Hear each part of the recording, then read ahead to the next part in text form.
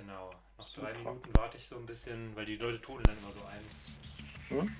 Ich fange mal vorher ein bisschen mit Musik an, für die Leute wissen die Leute schon, dass was läuft. So, das heißt, ich denke, Vorspann läuft prima, okay. Super, ja, dann ist das ja gar nicht so unerfolgreich hier. Fantastisch.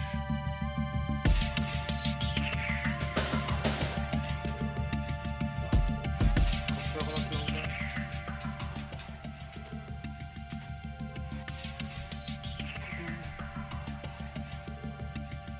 Ja, Aussteuerung ist jetzt okay.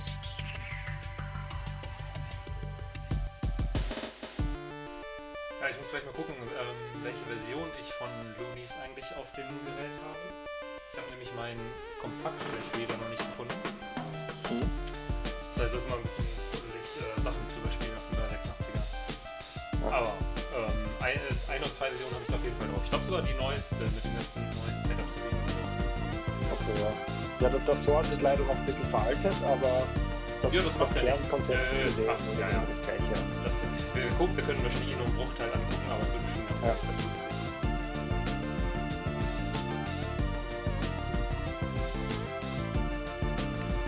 Aber hat das dann mit Borland C2.0 auch funktioniert? Habe ich noch nicht ausprobiert. Okay. Habe ich noch nicht ausprobiert. Das sehen wir gleich Bleibt live. spannend. Es bleibt immer spannend. Auf jeden Fall.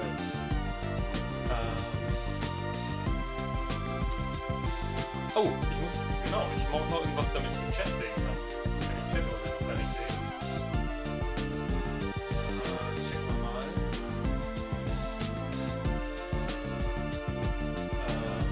Genau, wie machen wir das am besten? Jetzt docke ich mir das hier ab. Warte mal. Nee, genau, den kann ich abdocken. So, und dann mache ich mir den groß. Und dann packe ich den erstmal hier neben. So, das ist doch super. Dann haben wir zumindest schon mal einen Chat.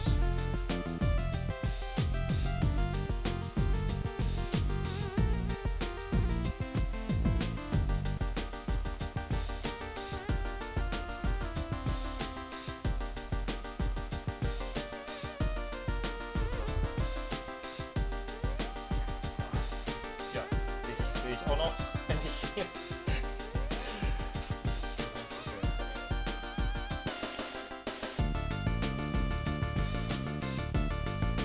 So, haben wir. Wie viele Leute gucken uns zu? 5.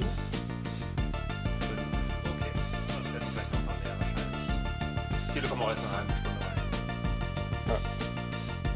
In den USA ist ja relativ früh. Meistens sind auch ein paar Leute aus Litauen da, 1, 2. Für die ist es schon was spät.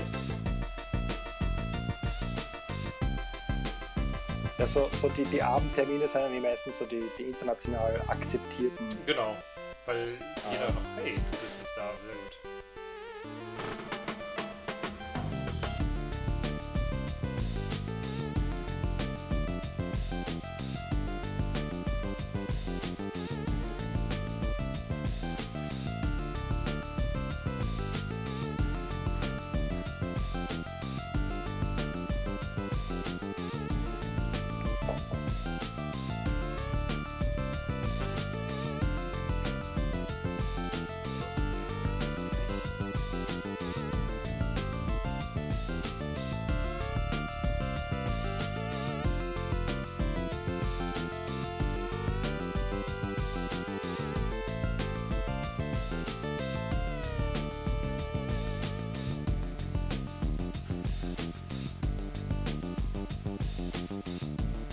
Jetzt muss ich ein bisschen höher stellen, sonst sieht man mich nicht.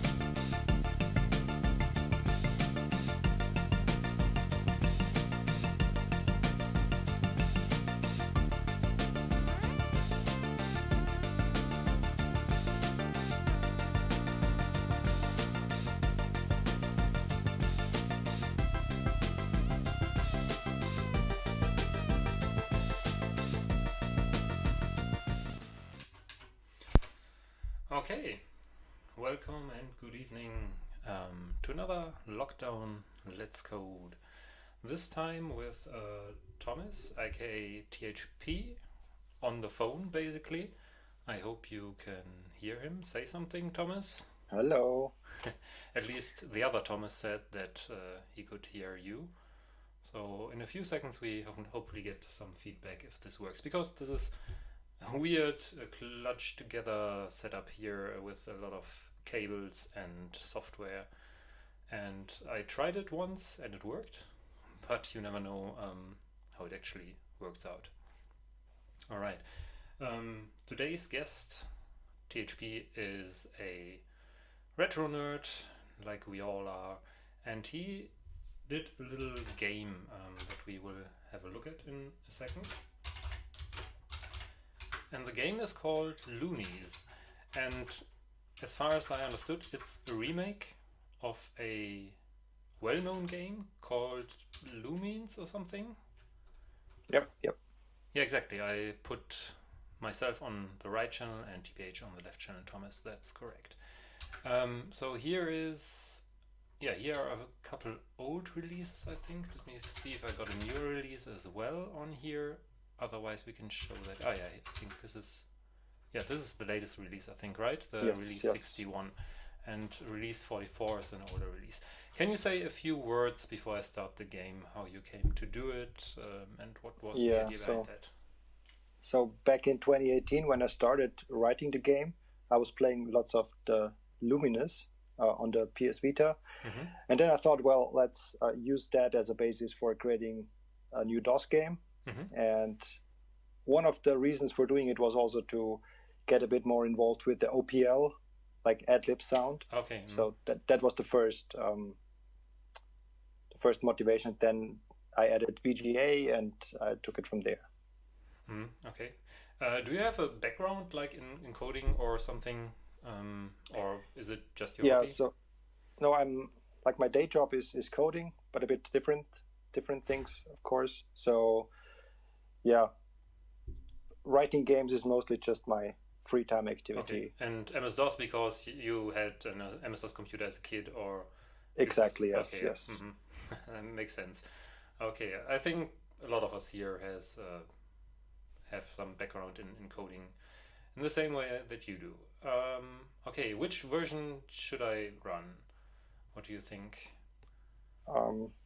I don't know. I mean, you can try the oldest one and then the newest one, or something in between. Oh, the very oldest one. This one, release 17. That must be pretty old. And your goal actually was that at the beginning it's an 8K game, right? But exactly. Even the oldest one that I got is already 16K. Yes. But there was a version that actually worked and was just 8K. But I think as soon as I added the Midi stuff, then it grew, and then I didn't really care about the size anymore. Yeah, of course, yeah. And did you do it for like a competition, or was it just to try to get a small game? No, like just a personal challenge. Okay, I see. So let's run the very first one. I'm gonna tune down the Sound Blaster a bit, because I have to go out of screen right now. Otherwise, people can't hear us talking. Okay. So this is the old animation screen, and I'm gonna fire up the game. And basically it's some kind of match something, as far as understood. You can rotate the pieces, you can drop them, and then that was probably not the best. But then the scan line will pass through the pieces, and when it finished the screen, the pieces will get deleted if there are enough matching pieces, right? Yeah. And then higher levels will have more colors and make everything more difficult, basically. Yep. And P is pause. Okay, here we can pause maybe a little bit. And I already see a couple of effects here.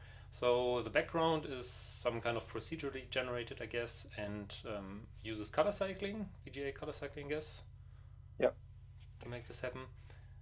Is this already with Mode X, or is it still just painting very quickly to the screen?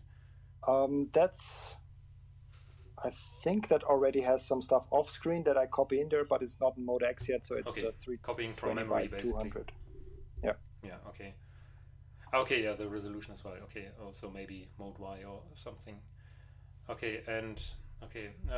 We might experience some screen blanking because OBS is acting up again, but that should be only very short periods of time.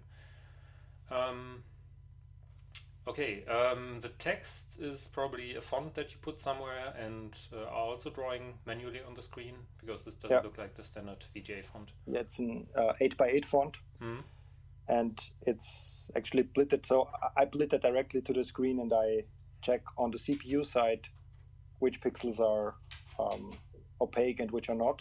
And if there are any shadow effects, that's basically just rendering the font twice. Okay. So not really optimal, but works. But it works, of course. Not fast, but little amount of code, which is obviously important. Let's take a look at a later version, like the release 44. And then we can take a look at the 61 release, because there's a huge jump in stuff that is happening there. So with the later releases, we already get like a setup screen. Here, 2 different languages. Let's keep here. Then you put in, I remember the discussions on the Vogons forum, options for different machine speeds, because at some point I was still using a 286 and complained that the graphics looked too wobbly. So you threw out a couple of effects, I think. Yeah, so that's basically handling some effects, some blending effects, and I think even on the main screen. But it still uses only 8086 routines, nothing 286 or higher, right? Yes. Or do you use some instructions that only run on 386? I changed the build settings every now and then. That's where there's also this 8086 build, where it's basically just 8086 instructions. Yeah. But at least in terms of the assembly code that I used there, I just used the normal old one, so no specific things. So I am using a 386, pretty slow one, but let's try this one here. And you also put in a bunch of different devices to support for sound. PC speaker is obvious. So do you use all the same MIDI notes for all the different things, or do you have different tracks for the different music devices? So I started out by having the MIDI files, which basically has one drum channel, one melody channel, and one bass channel. For the OPL, I wrote some tooling to basically convert that MIDI into OPL2 commands already. Okay, so you don't read any notes, but you have the OPL2 commands and just replay them.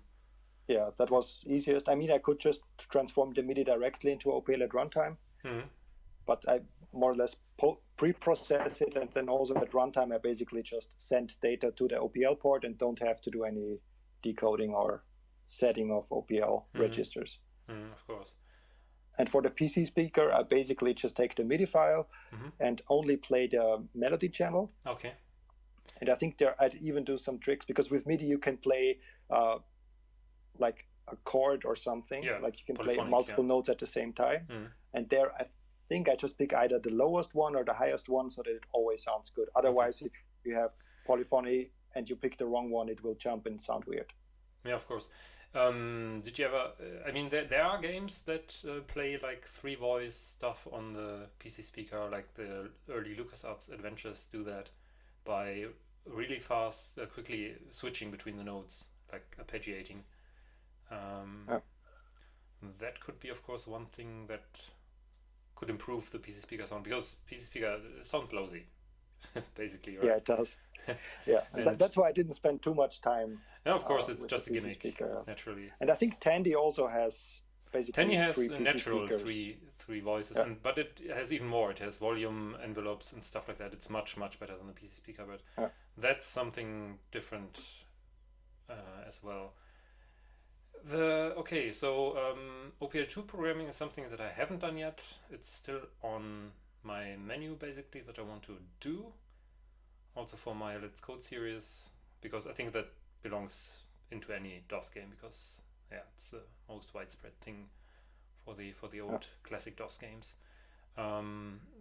Did you use any pre-made routines, or did you read up on the OPL2 documentation? How did you do that? I read up on it. I also wrote, like, for a different thing, I wrote a Python library that takes the Adlib Visual Composer instrument files. Oh, okay. Mm-hmm. And so I basically mix those together. And that Python module is also used for converting the Midi file into the OPL I think that's commands. in the source code that we will have a look at, right? Then yes, you can yes. take a look in a couple of minutes. Okay, let's pick OPL2 again because my Midi devices are not yet hooked up completely. Or I don't have I don't have enough mixer inputs actually. That's the only reason. And we are using and did you ever try? Do you have an OPL2 LPT or? Yes, Okay. I ordered one. So basically, as an excuse to be able to test it, I just ordered one. Okay. And it does work. For those who do not know, this is basically an Adlib card that you can plug into your printer port of your old DOS PC, because the Adlib only needs an I/O port, and the LPT is basically an I/O port. And by patching or by using some driver magic, you can redirect everything that goes to the Adlib port to the printer port, and that's a pretty cool thing. Again, done by Serda Shop. He sells tons of cool sound cards. Okay, but let's use the Adlib again. Use these settings, yes, please. And it ignores my Y, so you're using raw keyboard scan codes, I guess, right? Because yes, you probably have to think in US keyboard. Yeah, so I press Z, and then it works, and then it calculates some stuff, whatever it does. Yeah, that's basically rendering the background patterns in the background to an off-screen. They are procedurally generated. And there it is again. It looks pretty similar. And we have a slightly different soundtrack. This is already using mode X or mode Y, I guess. I think so, yeah. I think the version, the release 44 had some bug where some VGA cards had some syncing issues. Okay, but mine works. Yeah. Currently running on the Trident 8900C. I swapped it from last time because last time we got some jail bars. So I took another graphics card. And yeah, it works. It definitely works. We can switch to a different soundtrack. This one is by you, obviously. And yeah, it works. Definitely. I'm not gonna play it for too long. This is my favorite screen. This is totally trippy. Okay, I think we have an idea what it looks like. Let's have a look at the latest release. The last release was 21 kilobytes from late 2018. Now we have something from this month, and already at 38 kilobytes. Huge and there's game. a DAT file. And there's a DAT file. Oh my god, 51. It still fits on a double density floppy, so that's good. Yeah. And there's even a README. But it's formatted in that's Unix style line ending. Okay, that's probably my fault. I don't know. By saving it on the Mac. Okay, here we get the loading screen first, and after that we will have a look at the code. Oh yeah, no, this looks trippy, exactly. With a nice high score display, and even a help. Oh, that's nice. Okay, it explains. And there's even a GBA port. That's nice. Yeah, GBA homebrew is of course also nice. And you did it also for the PSP and 3DS? Yeah, so last year I started doing the PSP and 3DS port, and then this year, basically as an excuse to start working on it again, I did the GBA port, and then it... Yeah, cool. That's nice. There. Cool. Escape, I guess? Yes. Setup, we can run the setup. It's similar, but we have one more language now. Audio device, yeah, let's take the... Oh, there's a bit of a lag here. Okay, this is... And CD audio. It might be because it's... Okay. Yeah, CD audio is also... It uses the MSCDX CD extension, so you would have to have an audio CD in there, and the tracks should start it too. Yeah, and you can choose the soundtrack from the start. Okay, now with 2 LPG devices, that's good. Okay, now we get sound, and we do play, and yes, the graphics are bigger, I noticed that, but it seems my machine is a bit too slow, perhaps. Yeah, with this release I kind of stopped caring about like more older machines. Yeah. And went for more of a like high fidelity graphics, Because, for example, now you see that the tiles are also like transparent. Are they?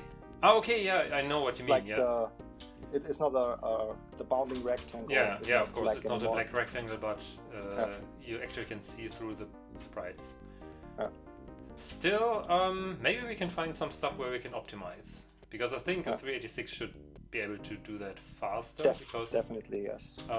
But I do get why it's like it is. It's already pretty neat. Okay. Oh, there's a bomb. Let's look at the bomb. No, I don't want to quit. The bomb destroys the surrounding tiles, I guess, right? Yeah. To help you so clear. 3x3, so all the surrounding 8 tiles around the bomb. Yeah. Okay. Cool. So, time to look at the code. Okay. Yeah, Z doesn't work anymore. I have to use the arrow keys.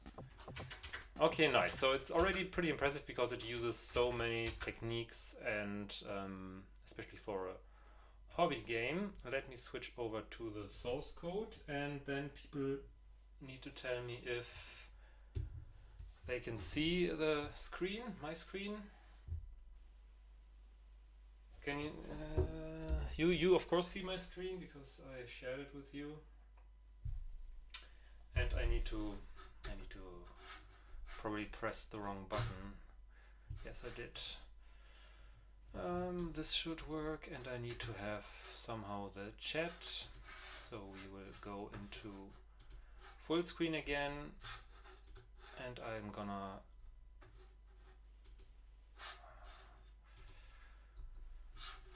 rearrange this. It takes a few seconds. So let's, oops. Now you will see something trippy for a second and then we are good. Okay, here we are. Yeah, I took only a very coarse look on the source code. I found this file here, loonport cpp, which looks like to be everything that is platform dependent, like graphics and stuff.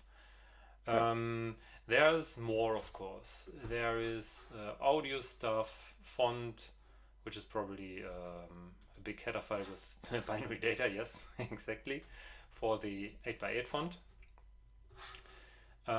Midi, yeah, this is a frequency table, I guess, for the notes.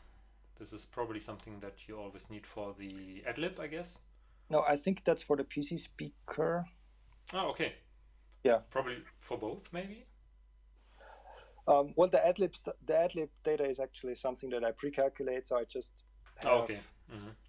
I don't do too much on the at runtime because I was just too lazy. So there's always, for each song, there's 2 items in there: the Midi file, which is used for just Midi output and PC speaker with that table, and the other part is the OPL. The OPL data. commands, game layout. This is where the graphics go, I guess. There's some so when I did the other ports, I realized that it was kind of super hard to get that right, and when you just do it in code and then you add some values there and then it doesn't fit. So I wrote a small tool to basically allow me to put rectangles on the screen, and then that tool opens and writes that thing. And as a kind of small cheat, there's also this subdivided array there. Yeah. Where if you have, for example, you see the game layout BG, the background, it fits on the whole screen, but I want to avoid overdrawing, so I split it up so that it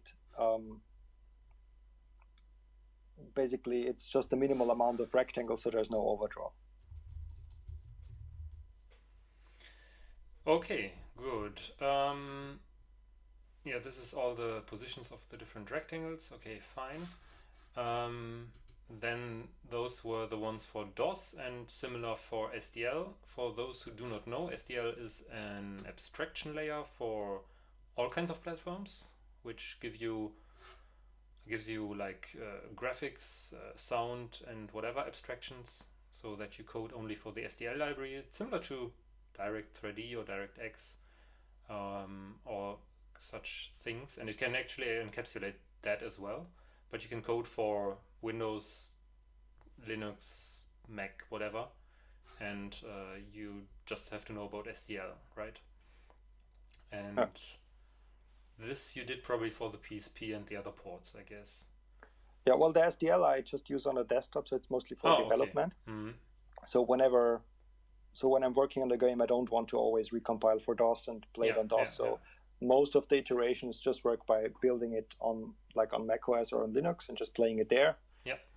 Ideally, it's just the same thing, so that when I just build it for DOS, it also works the same. But everything, of course, that's platform specific, like all the OPL stuff, you basically have to develop for DOS and test for DOS anyway. Okay. Of course. Game logic is these are the entities. Block is one of the 2x2 blocks, I guess. Yes. It has an update. The whole thing. Yep. The whole thing might look a bit old, but that's because when I compile it for DOS, I actually compile it for in Borland C, so I can't use all of the nifty, nice C++ features. So it might look kind of. That's fine. We are usually doing plain old C here, so that's just fine. Having methods is already more than we're used to. So I guess update. What are the 4 parameters for the update? I mean, y equals -1 sounds like it falls down or something. So it's basically y -1 means it's above the playfield, so that it basically drops the next frame from the top. X equals 7. That's just because the playfield is it's more or less the middle, plus -1 maybe. And these are the colors, obviously, A, B, C, D. Yes. Okay. Very, very good variable naming. And rotate. Okay, rotate makes sense. This just rotates the block. Then we have the different colored blocks, I guess. Yeah, and that's how the blocks actually appear in the game. Probably nobody ever noticed, but the blocks always appear in the same order. There's no randomness at all. I mean, that would be easy, right? To add just the random call, which indexes into this thing here. Makes sense. There's a queue for the next blocks, I guess, or something else. What is queue for? It is for the next block. Dot shuffling. We don't need no documentation. Or is it for the? Where does the sweeping line come into play? Does it? I think that the thing with the queue is the blocks on top where they are defined. They are basically static and they don't change. But then in the queue, we basically have them modifiable, so that when you rotate them and move them around, they can actually be modified. Field bits. Okay, value of cell, empty cell, color 1, color 2, bomb. Explain this. What? Yeah, so down there somewhere the game field, and every field. Okay, basically, I think everything that you already dropped. Yeah, everything that already. The block that moves is just one thing. So. Level definition. That looks nice because it's only numbers. Super easy, super hard. What? There's the slider interval, which means how the line from the left moves. Because the slower it moves, the more you can combine points, of course. Of course, yeah. Because and the faster it moves, the harder it is to actually combine. Is that the first number? Yeah, that should be 700 milliseconds. So every 700 milliseconds, it moves one step to the right. Okay. The block interval should be the thing that the block drops if you don't do anything. Okay, so in higher levels, the drops fall faster, just like in Tetris or something. Yeah, exactly. And the last one, because that gets higher? When you have 10 blocks, it changes to the next level. And then when you have 20 blocks, it changes to the next level. And you need 920 blocks for the last level. Yeah. Okay. But I think that's even just cells. So if you have a 4x4 block, I'm not even sure, but I think that's yeah. This is the playfield, basically, with a lot of state in there. Set level, next level, step time. And this is probably the real game logic, right? Because step time sounds like...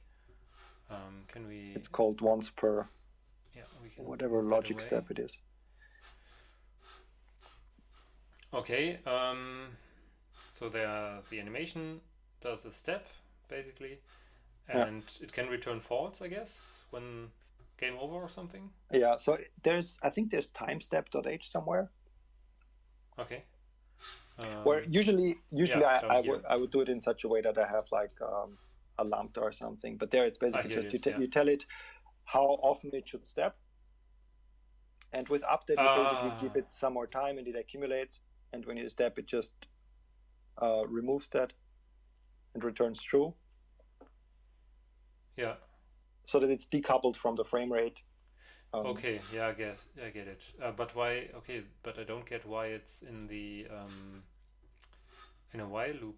Then okay, now I get it. Yeah, okay. Yeah, so for every frame, I might have to update the physics either not at all, or 2 times, or 1 time, or even longer. Makes sense. Yeah. Okay. Explode the bomb. Okay. Update animation index. That's super ugly code, but it works. That is actually, that's a bit shifting and ending. So this iterates over the whole playfield, I guess. Yes. This looks at least like that. Yeah. Then we're calculating the actual cell that we're looking at. Yeah. Just like and accessing a pixel or something. And then we look, is the actual cell and its field value mask, is it a bomb? Yeah. And the bomb has an animation because the fuse is burning. Yeah.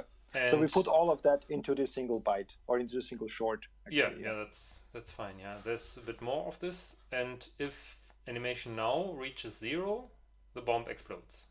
So there's like a countdown. Which means we go around on all the items and just clear the value.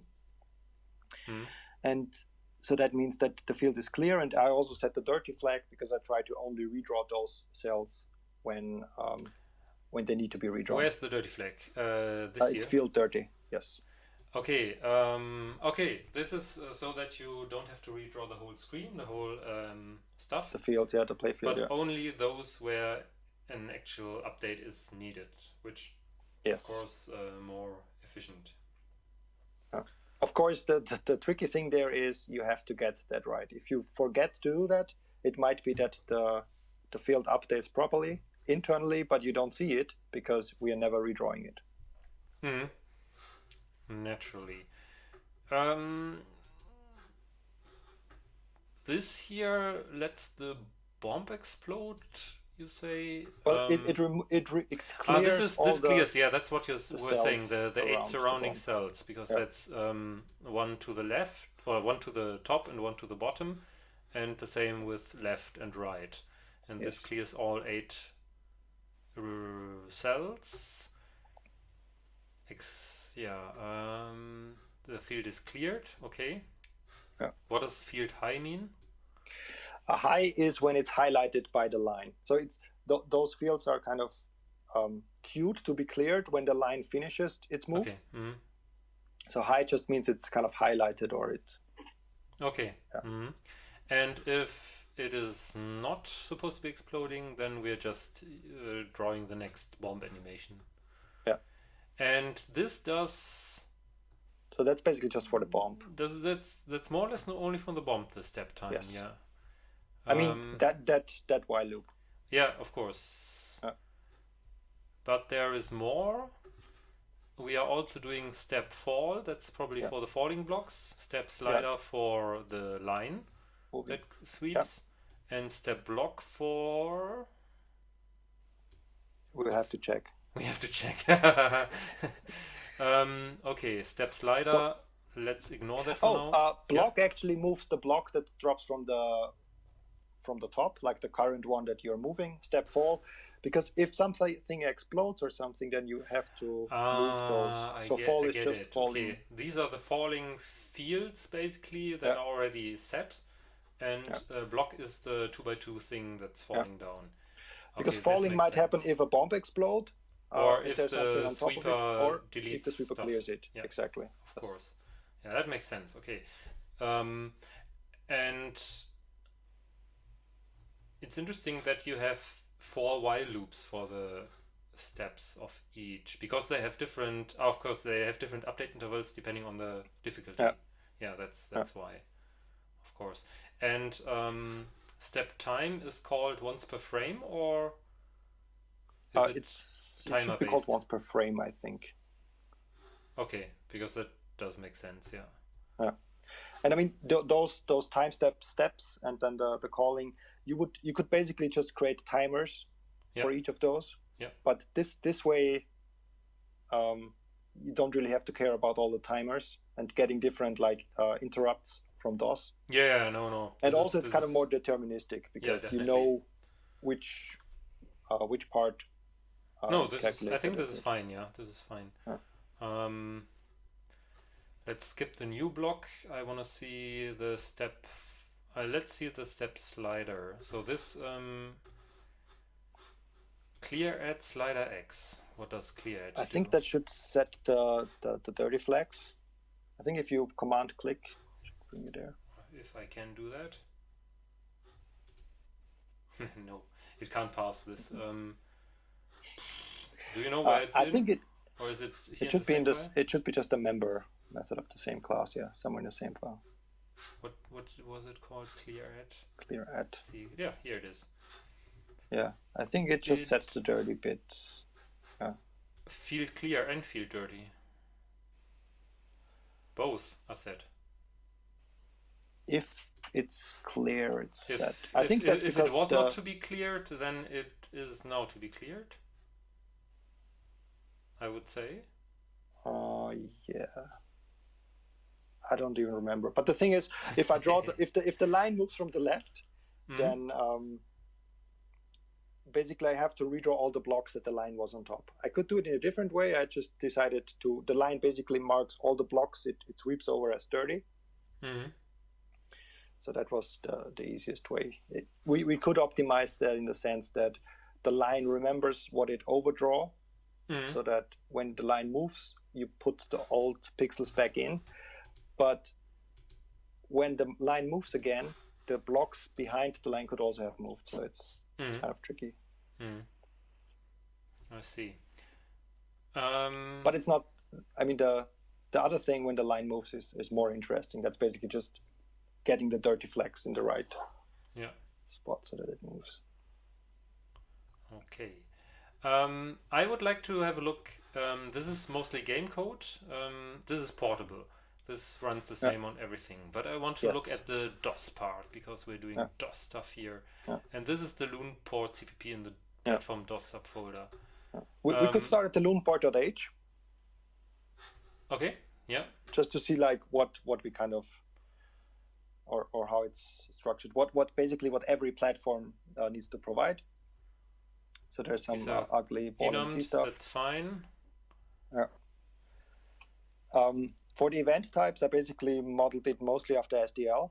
Yeah. So we can have a quit event, key up, key down, and then the key codes. The key codes I took from the scan codes is that the IBM BIOS, I think. Yeah. And then just for SDL and everything, I just have a mapping of whatever that UI toolkit uses to these key codes. Yeah. And so in DOS, I need then to implement the event poll and event wait. That's just like in SDL. Yeah. Poll means if there is an event, return true and fill the port event struct. If there's no event, return false. This is non-blocking. Exactly. And wait is blocking. Yeah. I'm not sure why it is bool. I think just for historic reasons, because it means that we wait until the event is available, so it should always return true. Then for the graphics, VGA mode text is basically just text mode. Yeah. When we exit the game, it has to switch back to text mode. Yeah. 320 by 200 is mode 13 H. Or 13 hex, and 320 by 240 is mode X. And so we just say VGA mode and you pass something in, then it will do the right thing. We can look at the DOS implementation then, how to set that up. And then there's just put pixel, where I give it an X and Y coordinate and the color. Get pixel the same. On DOS, they work directly in the VGA memory. Yeah. which for Mode X means that you have to set all those registers. So which this is very expensive in Mode X. Exactly. Yeah. But you also have Blit and Blit memline. Are these like optimized for Mode X? Yes, they are. Okay, so you somehow copy one plane at a time or something. Yeah, so VGA Blit also means that I actually blit it from a different part in VGA memory. Okay, this is VGA to VGA. Okay. Yeah. Plus the OR value. Where do you use putpixel actually? So is it necessary only for loading pictures of rendering the font or something? The font rendering still uses putpixel, just because most of the font lines are just 1 pixel wide, so it didn't really make sense to there's usually not 2 consecutive pixels where you could do something. So I just went with using putpixel for the font. Yeah, render v-line is basically just a vertical line. It's just a shortcut for calling redirect with a width of 1.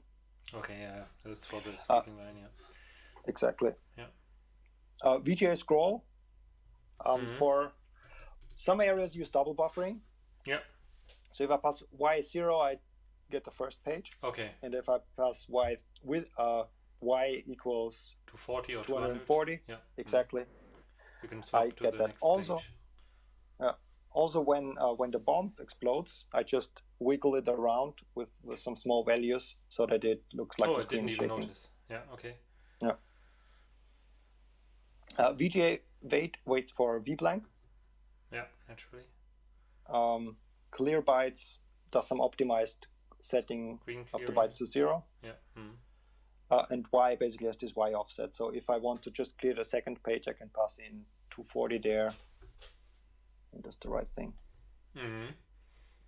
The interesting thing with VGA Blit up there is that there's the last parameter is the OR value. Because you can tell the VGA to blit like 4 pixels from VGA memory to something else with just 1 write. Yeah. And you can set the logic operation to OR, which means the byte that you write gets ORed with the value, and that's how I do the shading thing. The transparency stuff. Yeah, the fake transparency thing, exactly. Yeah, that's nice. Okay, let's have a look at the actual source code. I thought this was interesting because you wanted to have a very small binary, so you don't link to the standard library of C. Yeah. But that means that you have to define a couple of symbols that are always expected. This is probably stack length, heap length, end file, I don't know. Number of open files. Okay. I think that's what I... So Maybe. Some of and these things are also Cargo called it. Yeah. This is actually something we learned in my last video. There I talked about basic Hello World program in assembler, and this we used. This is the DOS exit function. This is already not new to us.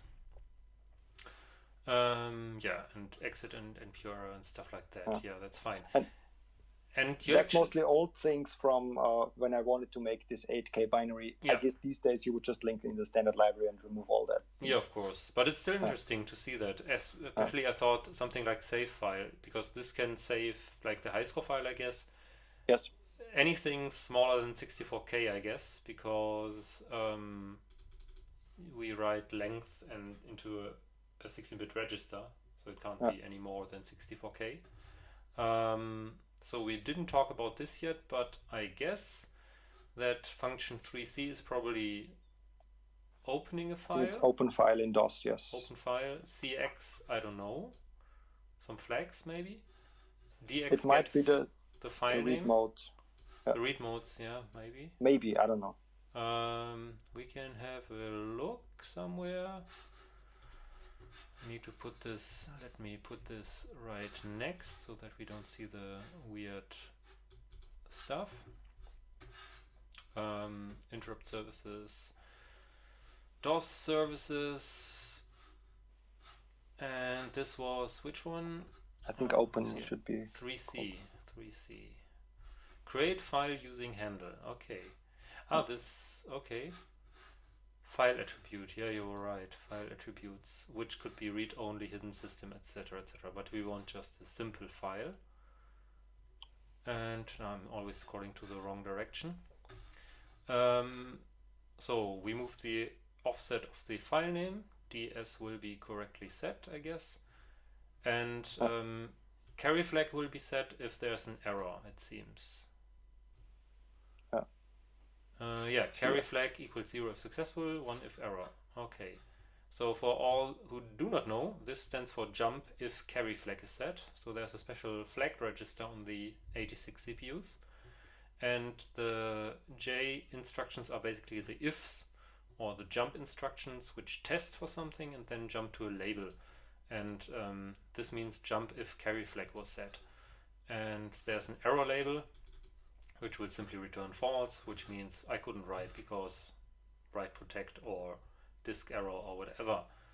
Okay. Otherwise, we get in AX a handle, which is basically just a number, which represents the file, and then we can use function 40 with the handle and the length and the data and write that. So number 40 should be write file or device using handle. This is it. So again, number of bytes to write, dsdx is pointer to write buffer, and we can probably write bigger files if we chunk them into different segments, I guess, like 64K segments, which is fine. And again, carry flag is set if there is an error. Otherwise, we make a nice jump to close file, which uses again a function called 3e, which probably closes the handle. So it's actually pretty simple. I like this. This is not that hard, but you're still using this, right? You're not using the... Yes, I mean for DOS, of course. For DOS, of course, yeah. Everything else basically just uses fopen and fwrite or something. And load file looks very similarly. I think we can skip that. Interesting will be now something like write.fm. This is interesting because this will write to the Adlib card, and we never seen that before. So let's see how this works. This is really low-level writing of an Adlib register value, right? Because we get the port number, which is usually 388, except if it's on the LPT port or something, or some other weird card. Then we write the register, because the Adlib OPL2 has, I don't know, dozens of registers internally, which set up the sounds, more or less, and the value for this register, right? And yeah. I mean, the whole function, if it would just be Adlib supported, would be those 4 lines that you see there. This here. Yes. Everything else is just for the OPL2 LPT. Okay, then let's... And that basically... Yeah. Then let's first take a look at this. And let's take a look at the how you convert the MIDI files to OPL, maybe, because this is, I think, pretty interesting. So writing to the Adlib works by writing first the register to the port. You probably need to... Do you do an auto detect or reset first somewhere? There's a reset somewhere where I think you write into the BD. Somewhere, yeah. We will probably get there, but let's assume we auto detected and reset the chip. Then we can write to the port the register number. We have to wait 12 cycles, and the thing with input takes 2 cycles, I guess. Yeah, that's the thing. In some Adlib programmer documentation, it says that here. But I think it also depends on like the bus speed or something. So it might be that on a modern machine, that's not really the case anymore. And also newer Sound Blaster. I mean, for example, the oldest Sound Blaster card that I have, or just the oldest Adlib card that I have, is a Sound Blaster 16 with an OPL3 chip. And for those, it says somewhere in documentation that you don't need to do any weights at all. Okay, but this is, I mean, I'm using the Snarkbarker here, which is an Sound Blaster 1.0 clone with an original OPL2, so it works. So it shows that you're at least not totally wrong in using this. And when writing the value, you even have to wait even longer. So that's why you Yeah. loop here for quite a while. And you're doing this waiting by just reading from the port and discarding whatever is there, because this takes a couple of cycles. Yeah, I think reading from a port actually takes those bus cycles, Mm. so that in the end it should synchronize up. And I guess that mostly applies to either fast CPUs and old buses and old cards, or just in general old stuff. So I cargo culted that somewhere from the internet. And yeah, of course. So basically, the base port is 388, where we write the register values, and 389 is the one where we write the values of the registers. Yeah. Okay, and that's it. Before we get to the LPT, let us check if we can open the Python file. So artwork, music, Midi, Opel 2, I guess. Yeah. And this one here, probably, right? Yes. Convert Midi to OPL Yes. Pi. Yes. Okay, we get a new window. Never mind that. Mido is probably something for parsing Midi, some Python library. And OPLFM is by yourself, or is it also? Yeah, OPLFM is basically that library that I use to take the Adlib instruments. Ah, so not written by yourself. Oh, I did write that, but I used. Ah, okay. That's basically for. But it uses, for example, the DOSBox OPL. I think you have to go to GitHub to find the source for the OPLFM. Ah, okay, good. Okay, because that would have been probably interesting. Because this is a lot of mapping stuff. Yeah. Because I would have liked to see what the commands look like. It's probably like just I have no clue. It must be a lot of register numbers and values, I guess, right? Yeah. Because that's the only thing that you can do. I mean, you can do lots of things with OPF, with like setting the registers directly. But the way that I used it is there's this old tool called the Adlib Visual Composer. Yes. Which basically has some predefined instruments. And I basically have a look at that one. 1 second. Do you have it installed? I have it installed, I think. My shortcuts do not work. My shortcuts for OBS don't work. I have no clue why. Here it is. Let's. There's a bank manager, and there's a composer. Do you want to? Does it matter which one I run? Jukebox. Try the composer. The composer. Yeah. Here it is, and we probably need a mouse. Okay, what can we see here? This is the very old school Adlib composer. Shall I load something, or? You can try loading some example file, and then we can just play that. Doesn't probably matter which one. Blues. I think I have 7. Playback. Play. Okay, great.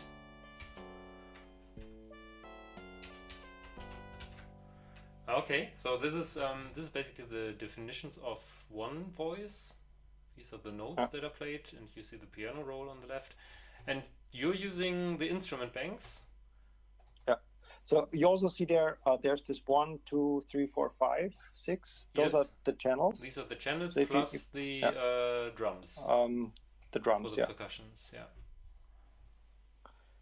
And I think if you click an instrument or something, there's this file, this bank file, and that contains the definitions. For example, that would be trumpet 4 here. And you can read that bank file and extract the definitions for those instruments. And those instruments are change the instruments here?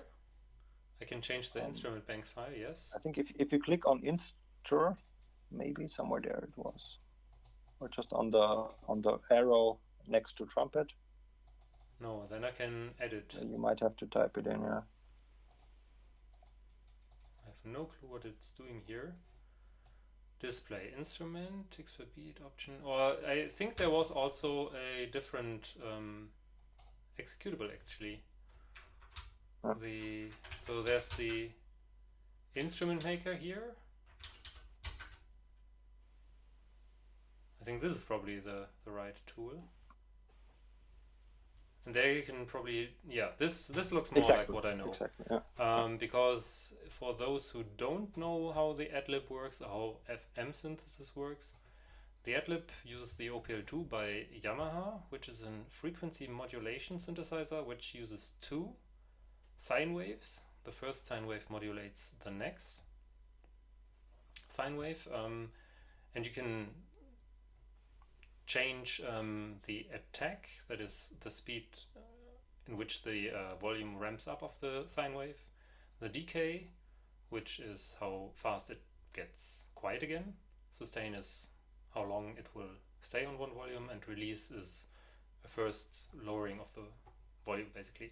And you can choose this for both operators. So the first one is the carrier and the second one is the modulator. And right now we have something like this, and we can probably pull the attack way down for both and listen to what it sounds like. I think you can hear that it's a much slower attack, and you can play around with that, and you can also change the waveform, for example sine wave, or this is something like a sawtooth, so the sound of the whole thing will change. This will be similar to a square wave. Yeah, so you simply exported the standard sound bank, I guess. Yeah, I exported the standard sound bank. How do you do and that? As you see here, so because this is just, I don't know what it looks like. Let's have a if you go back into the file list, so there's this standard B and K file. Yeah. And that basically contains all the you see the names like accordion, bagpipe, and so on. This is like an array or something. Yeah, and the definitions of the instruments are basically then just the register settings.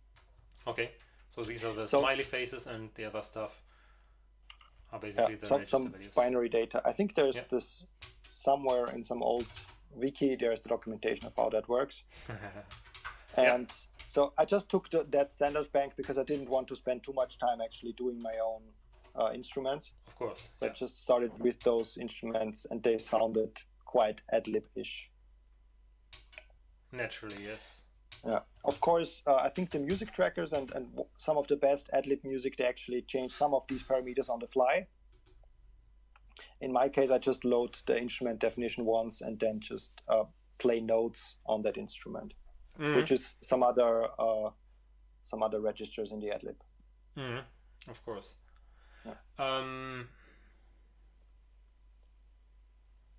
Yeah. I guess this works. In theory, you could. I mean, there's a lot of there's the video game music project which stores and archives music from very different platforms and games, and I think they also do like OPL2 dumps. You could actually rip some of their dumps, I guess, and just play them with your code, right? Because it's just writing register values. And I mean, that's basically how I create those sound files. So I more or less dump the register writes that my OPLFM library does based on the MIDI files, and then I just play that back. So my Adlib sound file format is basically which register to write which value, and then how many milliseconds I think to sleep. And that's all the timing information. Then I just write that out, which means it's also quite cheap at runtime because I don't have to do any calculations or anything. It's just dumping all the stuff that you loaded.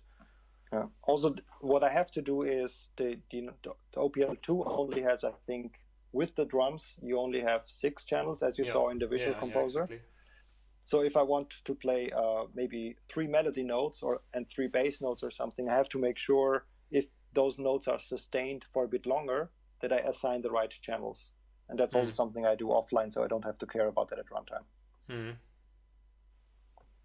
Yeah, naturally. Okay, and for the OPL2 LPT port thing, we need to do a bit more because we have to write to the LPT port if we don't want to use the driver remap hack, because I think that's also available, like using EMM386 or something to redirect the ports. But we don't do that here, and writing to the LPT port is harder. Why? Or at least it's more code. Yeah, so they kind of reuse some of the status bits that the LPT port has to let it know if it's a register write or if it is a value write. Because it's the same port, because there's only one LPT port. Course. And those 3 bits that you see there, those are used to let it know if it should write into the register address makes sense. Or the value. Yeah, that's of course. I actually never thought about that, but that definitely makes sense. Yeah. It's not that useful because the binary is anyway a 16-bit binary, so the TSR works perfectly as well. Okay. But I think it's just fun to have native support for that thing in there. For sure, and it's mandatory for stuff like if you want to run it on a 286, which doesn't have this spot redirection. Yes. Yeah. But then on a 286, you probably also have a real Adlib anyway. Yeah, sure. But some people do strange things, so it's nice to have it in there. Okay. What else do we have here? That could be interesting. There's some interrupt vector, I guess, going on, or what is it? The my get vec and my set vec is basically because I want to override the interrupt vector for the keyboard. Ah, yes. And I disallowed myself to use the standard library, so that's basically just some cargo code from there. Otherwise, there is a set vec and get vec function in the standard library that you could use for those purposes. Of course. To get a timer for 1 millisecond granularity, there's these weird calculations. Is it for the PC speaker or also for other stuff? I use that timer to drive all the audio. Ah, okay. So in the timer callback, I basically just tell whatever the current music backend is, either PC speaker or Adlib or Midi. I tell it to advance, and then it can figure out, should I write some more things to the Adlib port? Should I write some more things to the Midi port, or should I change the PC speaker frequency? And that's the low-level part. That just the time interrupt on the PC, you can't just say, I want 1 millisecond timer, but you have to take this weird constant here and divide it by the frequency that you want to achieve, right? And then take whatever integer value is out there, and the default is 18.2 hertz, which is 55 milliseconds, I guess. Yep. And this roughly gives us 1 millisecond accuracy, more or less. Depending the thing is, DOS actually uses that timer to, I think, advance the clock. Really? So it installs an interrupt routine to advance its internal clock. So if you just steal the timer and not call the original vector, the previous timer handler, the clock would basically stand still as far as DOS is concerned while your game is running. Probably if you call it, then it runs too fast. If I call it every time, it would run too fast. And if you check out the timer handler function, which is probably further down. Further up, maybe. Further up. Do you know? There's the here it timer is. handler. Yes. Yeah. So I remember how many timer ticks I have. That's basically milliseconds. And I also do this timer divider thing. If there is a timer callback, I just call it. That would be set to something for the music system. Basically, I let the music system do something there. And here's the tricky part. If there's a URL and some comments in there, you know that I really wouldn't remember that, so I put it in there. Yeah. So our 1000 hertz ticks are too fast for the 18.2 hertz ticks. Yeah. So which the means we clock are would about run way too fast. Yeah. So every 55th time, every 55th millisecond, more or less. Yeah. Which is that true? 18.2 hertz. Well, it kind of works, probably. So basically, instead of the timer runs more often, and then every 55 calls of my timer, I call the previous timer handler, which is the DOS, which is usually the DOS timer. But you also handler. call your own callback. Yes. Yeah. And of course, when my callback takes longer than 0 milliseconds, there's some shift in there and things, and it's all kind of weird. Okay, it's not perfect, yeah, but that's fine. Yeah.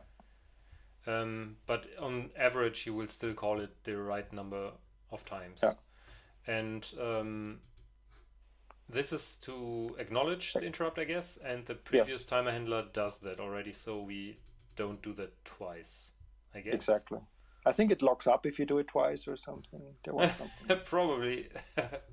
most it things might lock up. It might already confirm some other interrupt that happened in the meantime. I don't know. But that kind of worked for the few machines that I tested it on. Okay. But you're writing that chain interrupt. This is there's something like chain interrupt function that you could use. Yeah. But it didn't work for me, so. Yeah, that's always the trouble when you're using like higher level languages. You're so far removed that it's hard to figure out. Yeah. Is the stream broken? Oh, probably should check. Oh, that's not good. Why is it broken? Why is it broken? That sucks. I'm gonna write in the chat.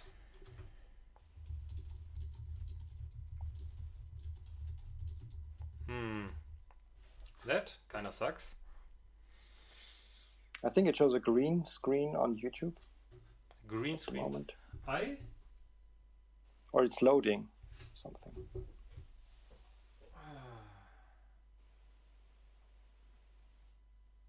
Yeah, let me check. Yes. My bitrate is totally garbage. Now it should start up again, hopefully.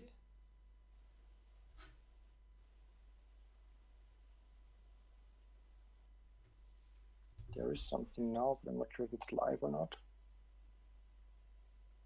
Let me restart on my iPhone to check. Yeah, now it's back again. Sorry guys, something went wrong. I had to restart the stream. Yeah, that sucks, of course. I'm sorry for that. I didn't notice. I need another display, I think. But my second display is still in the other flat. So I have to make do with one screen, and then I can't see everything. The state of the stream and everything. Yeah, I don't know when it stopped. I'm very sorry. As I said, I need to get more hardware to solve this issue. We were just talking away about the timer handler and that the DOS clock runs too fast if we call the original DOS timer handler every time. So we do it only every 55th timer interrupt. And yeah, that's nice, and the timer is used for all the timing, obviously, in the game, by being called every millisecond or so. Okay, there is more stuff here. This is the blitting routine. This looks like the usual mode X stuff, but you're actually setting the right mode, because that's what we were talking about. That we can do the OR, for example, and the VGA has different write modes, which we haven't talked about yet on this channel. Probably we will at some point, but it's already a pretty advanced topic. And I think the write modes are one of the most complex things. And I'm not even sure why IBM did it like they did it, because I think there were some missed opportunities. For example, even given the different write modes that you have and the different stuff like the OR and AND or XOR functions that you can use, you can't do simple transparency in a straightforward way, like what you are trying to achieve in the latest game release, where you draw the blocks with transparent background so that you can see the actual background. You have to do this pixel by pixel, and IBM could have introduced some kind of write mode which has a comparison for some byte value. Let's say if it's 0, you don't draw or something, but they didn't. Yeah, some kind of color keying. Yeah, exactly, color keying, and all the home computers of the era have that, which is a shame, but IBM wasn't targeting for games back then, obviously, and more for CAD or whatever applications where you might want to use the OR or XOR or whatever to highlight stuff.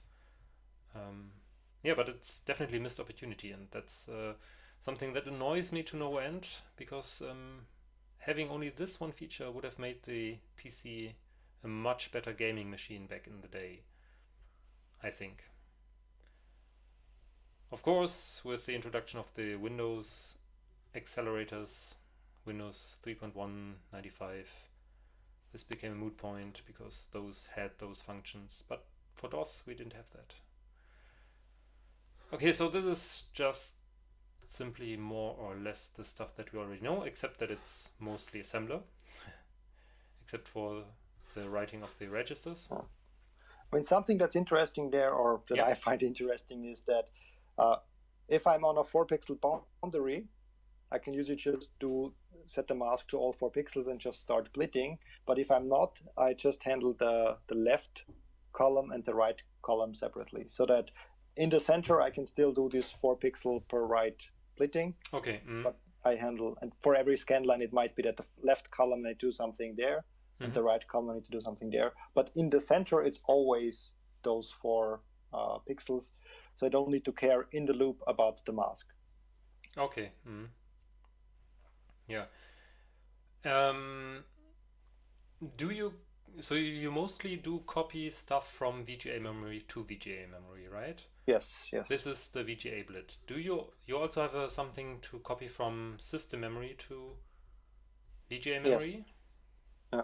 That is. I used that this year or VGA blit memline. VGA blit memline. Here it is. Yeah. Yeah, this one. Yeah. Okay, and this does. Okay, this does the plane-wise thing.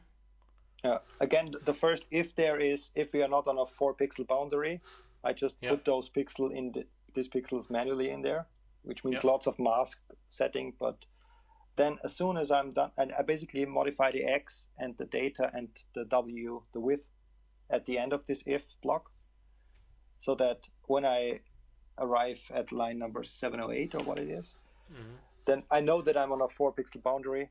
And then you can do the fast copying. And I can do the fast copying. Yeah. But you don't align the stuff in memory already in the fashion that the VGA modex expects, right? It's still... for memline means that I'm splitting from main memory. I can't even use...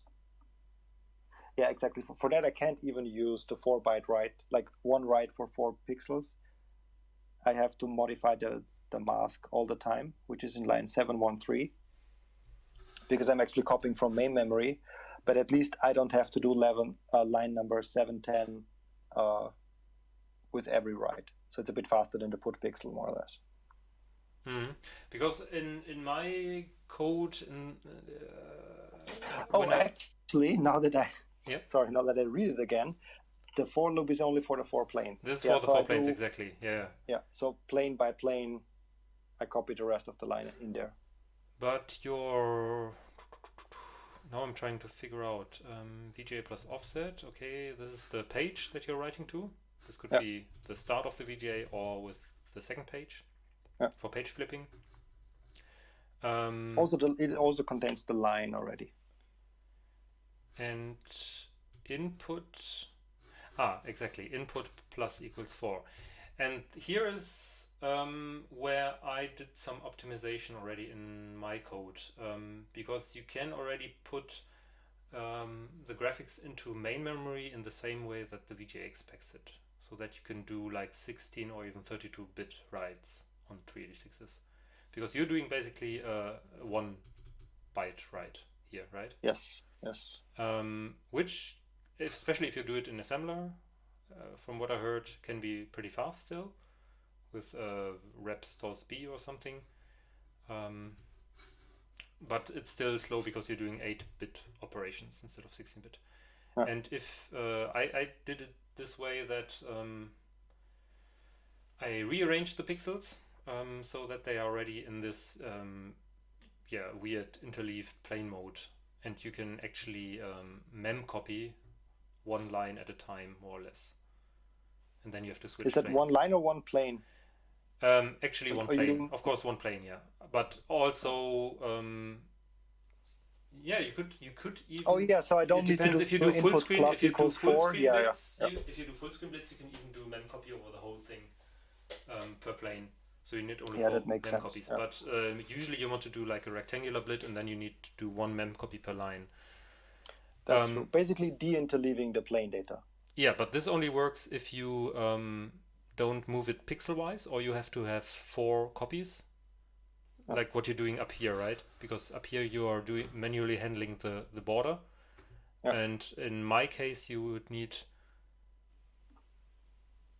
the quality dropped. Yeah, I'm sorry, I have to check here. What does it look like? 5,600.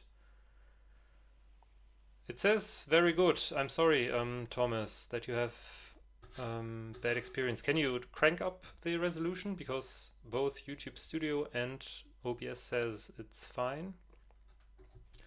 But and on my iPhone it looks good. The screen is readable. You maybe have to try to crank it up, because due to coronavirus, YouTube wanted to save bandwidth and put everything in 480p. So that might be it, but I'm getting... Before the reset it was fine in full screen. Yes, sorry, I don't know. For me on the iPhone it looks fine, and that's streaming. 2bits in says looks good to me. Okay, yeah. Sorry, Thomas, you have to watch the recording then. Okay, back to the discussion. One way to do this would be to put 4 copies of every sprite that you want to copy. Shifted by 4 pixels, by up to 4 pixels, and then you can do very fast blitting, and that's what I want to try out as well.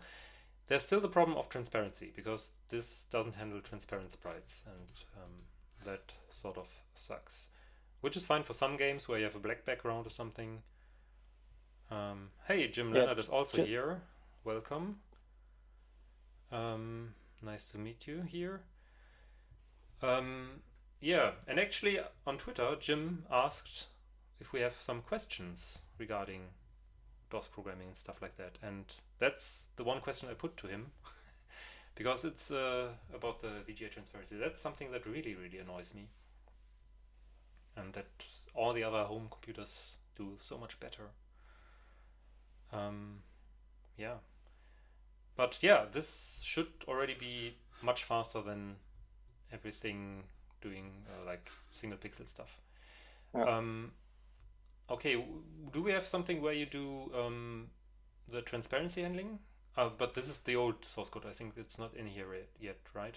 But I can explain how the new transparency handling works, which might also explain why it's so slow on your 386. Yeah. So I'm basically copying with the VGA blit from the screen where I want to draw it, which basically should contain only the background, to an off-screen area in VGA memory, and I then blit the tile, the block tile, from main memory with like custom, because I need to handle the transparency there, like in custom code, onto that VGA off-screen area, and then I just do the fast blit from that off-screen area, which basically contains the pre-composed thing back to the screen, which might not be as fast as going from like just doing the pixels manually, but it was conceptually easier with those high-level functions that I ended up having.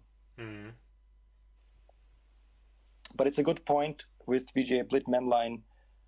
That loop there could be quite fast. So if I actually shuffle around the whole in-memory layout. Yeah, not sure if that helps with transparency actually, but yeah. When I was in high school, I was a big fan of the LucasArts and Sierra games, and I started to write my own adventure game engine. It never got finished or anything, but I had Mode X working by reading some books, and I also had sprites with transparency and scaling, but I was running that on a 486, and I remember it being fast, but I also remember that I had to do transparency back then also completely manually, and the sprite scaling of course as well.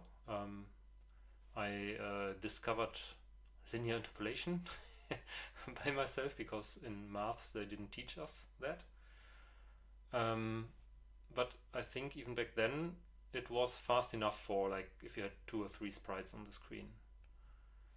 I want to get there eventually with our Let's Code series, that we have similar functions. But I'm still thinking very hard about how to do that in the fastest way possible, that you can do it. I mean, LucasArts did it, obviously. The like Monkey Island 2 ran very fine on a 286. I mean, it wasn't like totally smooth or anything.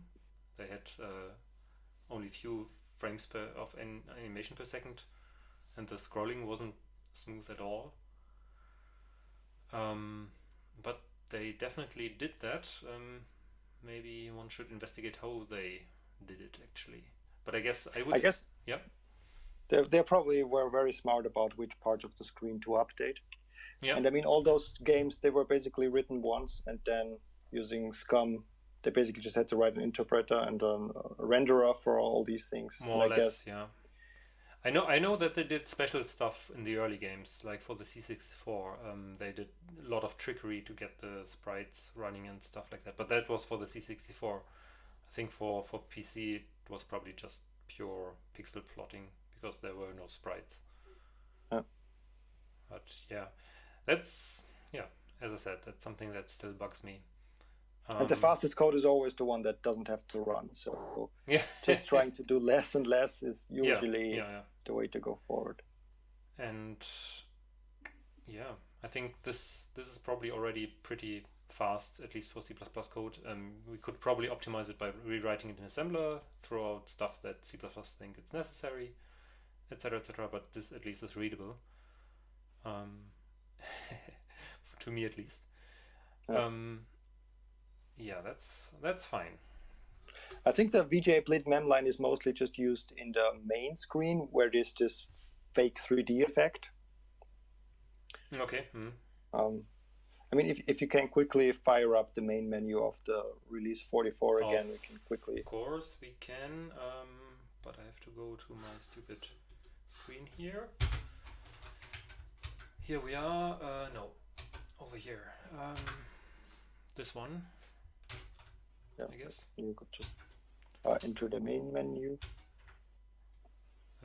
Yes.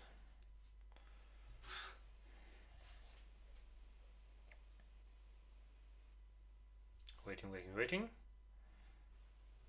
That's where it now actually calculates the background styles. So that 3D effect with the scrolling items, which my 386 is obviously too slow for. You see the screen tearing. Yeah. But one thing that I did there is I basically only have to render it once, and then I mirror it and I blit it on the other side of the screen. Okay. But okay. And you do it in a staggered way Yeah. so that you don't copy the text, I guess. Yes, yes. And so that's basically for every line that you see there, I'm doing a Blitman line. Hmm. I'm then just reversing the bytes Hmm. and then just split it on the other side of the screen so I that I th- I have to do think these mapping calculations only once. that makes sense. I think it still could be faster. I think Yes, definitely. because my experiments when I wrote the faster bit blitting operation in the Let's Code, it was so fast that you couldn't see it on the 386. I could really do amazingly fast. So even on an ISA bus, you get a couple frames per second more, I think, than what we see here. I'm wondering why that is the case. I couldn't actually quite say from looking at the code. I mean, the way how I actually do that mapping is probably quite inefficient. Oh, now I see that Because Jim wrote something. Jim says graphic speed on VGA is much more about memory bandwidth and less about techniques. Also, system RAM is always faster than VRAM when reading. So if you're doing transparency over tiles, it might be better to build everything in system RAM, then copy to video RAM in one operation. yeah, Okay, that's a good point. that might be very well, and this is probably especially true if you're going on VESA or PCI buses where you can really push the frames over the bus very fast, and especially in 32 bits, that should be really really fast, and then it's probably Yeah, really best to assemble everything in memory. And I think only yeah. maybe for original PCs or ATs it would be better to do some stuff in VGA memory. Yeah. Hmm. So I guess don't read back from VGA memory into main memory is the Yeah. takeaway Or there. do the transparency decisions based on VGA reads. So put your sprites into main memory and then write them to VGA, Yeah. I Yeah. guess. But that also means that putting sprites into VGA memory is actually not a good idea, I guess. Well, I guess if you split from VGA memory to a different part of VGA memory, that's still 4 times faster because you only have to issue one write. But I'm not sure about that. Yeah, Jem says if doing tiles only, where you only need to perform a single copy operation, then VRAM to VRAM copies might be faster on slower systems. Yeah, that makes sense. Yeah, that's the thing. You don't. No. And I guess there could be differences, like different VGA cards on the same system could also have totally Yeah, I different. remember reading that, for example, Doom runs completely bad on some VGA cards because it sometimes uses, at least I think the vanilla Doom uses Mode X, and that doesn't scale well on some cards. And it would have been faster if they did the raycasting completely in system memory and pushed the frame over. Um, so actually you need to do a benchmark when installing the game or something and see which version runs better and use that. So it's definitely due to the heterogeneity of the PC platform, I guess. And that's also why I started the thread on the Vogons forum, Mm. asking people to just run their game on real hardware because I don't have that much real hardware Yeah, here. of course. And I mostly just do it in DOSBox. Of course, I have like one retro machine or something where I do my tests. But I think if you can get it tested on different machines and then get some feedback, okay, it doesn't work or so, then you might be able to learn more. Mightn't necessarily give you any more information for when you're running it, but yeah, it's all about the learning experience, I guess.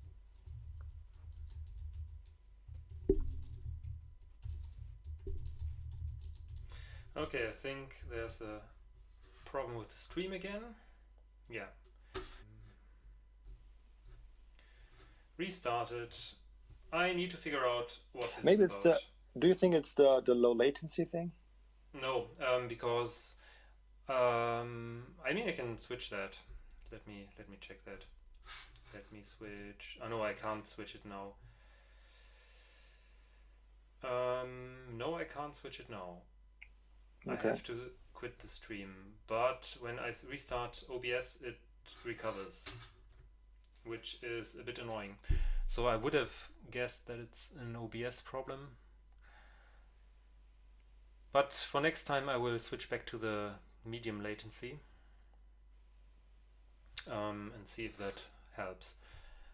Anyway, we are in 1.5 hours. I think this was already quite a bunch of information. Bit of an experiment today because I never had this complicated setup here, and it's definitely, it worked kind of, but the stream quality was obviously sometimes lacking, which is sad, but yeah, next time I'll try to improve that. Definitely going to try to attach a second screen so that I can keep the YouTube stats better in view.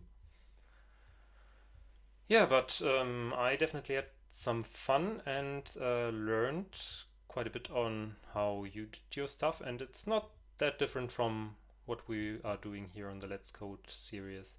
And I will try to delve more into the OPL2 stuff because that's something I never done before. And I will try to put a link to your library on GitHub into the description so that people can check that out as well. Because I think that's actually an interesting approach to pre-render all the OPL2 data, which is fine if the music is static, more or less, right? I mean, yeah. And it's also for the backgrounds in the newest version. I actually also wrote. I pre-rendered those color cycling backgrounds. That's basically a .dat file.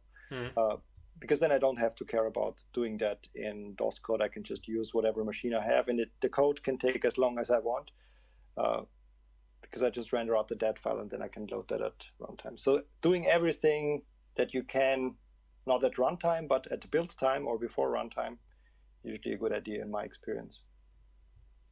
Yeah, that's true. Anyway, thank you very much that you joined us today.